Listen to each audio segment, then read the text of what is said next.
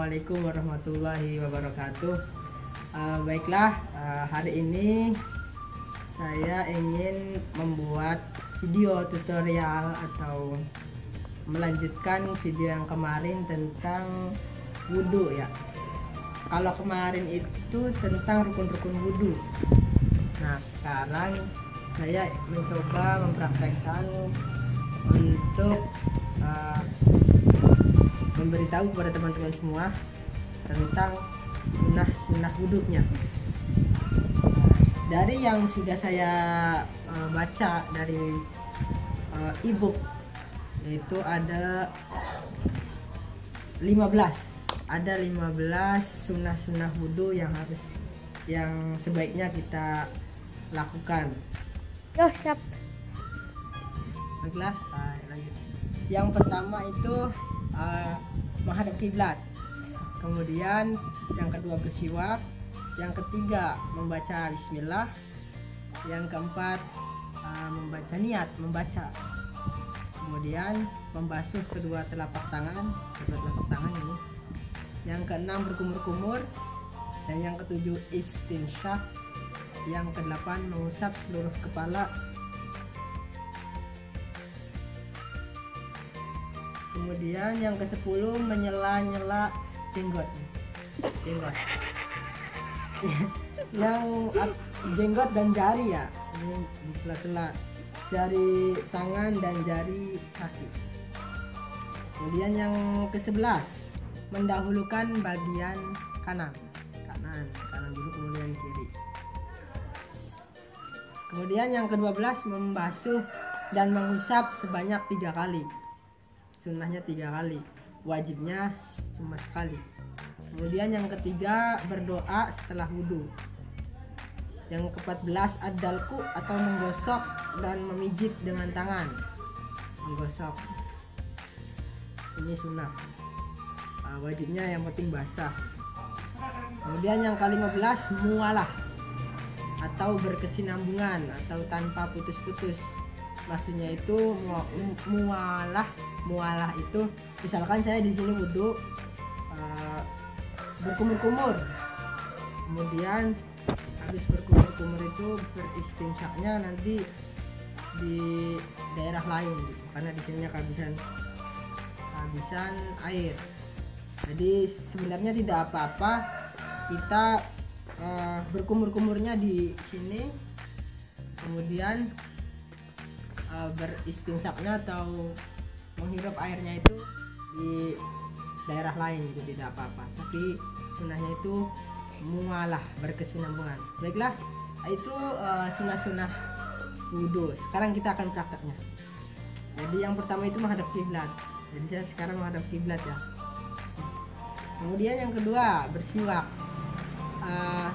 Untuk sekarang siwaknya nggak ada, jadi kita anggap aja tangan ini siwak ya. Atau siwak itu boleh sikat gigi kalau zaman sekarang, pakai pasta gigi. Jadi kumur-kumur.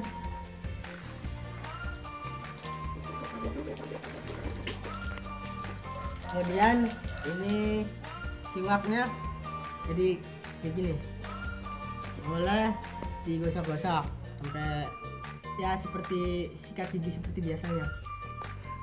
Kemudian selain pakai pasta gigi juga bisa pakai kayu seperti yang sudah dianjurkan yang pada umumnya.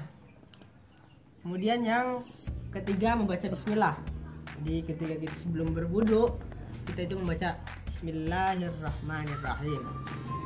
Kemudian yang keempat membaca niatnya itu ya seperti biasa, nawaitul wudu'a li raf'il hadatsil aswari fardhan lillahi ta'ala. Kemudian mulai berwudu.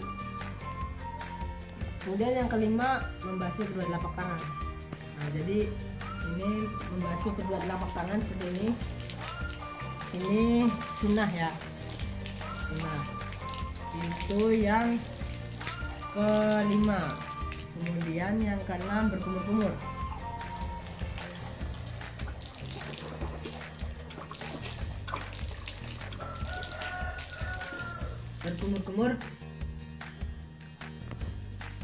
berkumur itunya saja, selayaknya, sebutuhnya. Jangan terlalu lama dan jangan juga terlalu cepat. Tujuannya itu berkumur-kumur itu supaya menghilangkan sisa-sisa makanan di dalam mulut, termasuk juga tadi bersiwak untuk menghilangkan bau dan menghilangkan sisa-sisa makanan di sela-sela gigi. Kemudian yang ketujuh beristinsyak. Tadi sudah berkumur-kumur ya, kemudian beristinsyak. Istinsyak itu apa sih? Istinsyak itu memasukkan air, menghirup air lewat hidung. Jadi dihirup. Ya memang wajar, sakit juga ya, wajar. Tapi tujuannya itu tadi untuk menghilangkan kotoran yang ada di dalam hidung. Jadi memang awalnya sakit, tapi sebenarnya boleh. Sakitnya itu cuma sementara, jadi kepala kita seperti pusing gitu ya. Habis itu kita bisa tenang lah gitu. Kemudian itu tadi untuk menghirup air ke hidung. Itu airnya boleh diminum teman-teman. Nah ini sunnah karena apa? Yang tadi sesuatu yang dimasukkan ke mulut, hidung, kemudian telinga dan ya lubang-lubang lainnya itu dihukumi sunnah ketika wudhu. Kenapa sunnah? Karena takutnya pas kita puasa itu puasanya bisa jadi batal. Jadi boleh dilakukan atau tidak dilakukan juga tidak apa-apa. Kemudian yang ke-8 ya. Yang ke-8 itu mengusap seluruh kepala.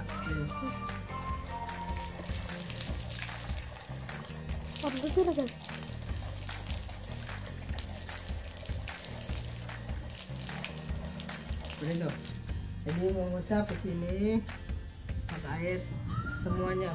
Intinya semuanya harus basah. Semuanya harus basah. Kemudian mengusap kedua telinga. Nah, telinga ini ya.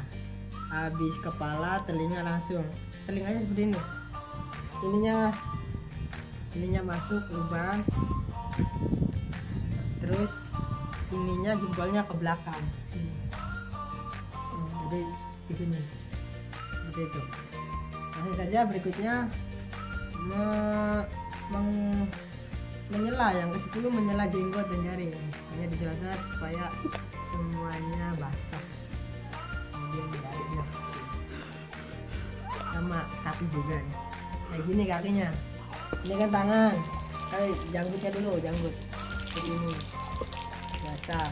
Kemudian tangannya di sela-sela dan kakinya juga seperti ini. Sela-sela. Karena katanya saya juga belum tahu ya, pokoknya intinya katanya di sini banyak untuk menghilangkan kuman dan juga jin-jin itu suka berdiam di sela-sela jari yang kotor. Masuk kuku-kuku kita yang kotor itu harus dibersihkan. Kemudian yang ke-11 mendahulukan bagian kanan. Jadi maksudnya itu bagian kanan itu bagian yang sangat baik daripada kiri. Kemudian berikutnya yang ke-12 membasuh dan mengusap sebanyak 3 kali. Nah, 3 kali itu